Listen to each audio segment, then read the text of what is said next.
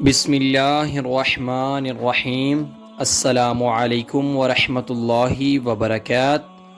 ہم آپ کو حافظ اسلامک ٹی وی میں خوش آمدید کہتے ہیں۔ امت محمدیہ میں مال کا فتنہ ہے۔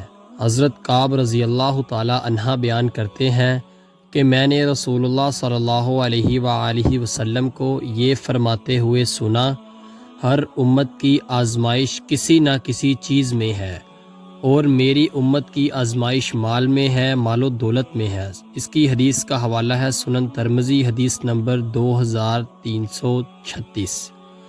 موت کو کثرت سے یاد کرو۔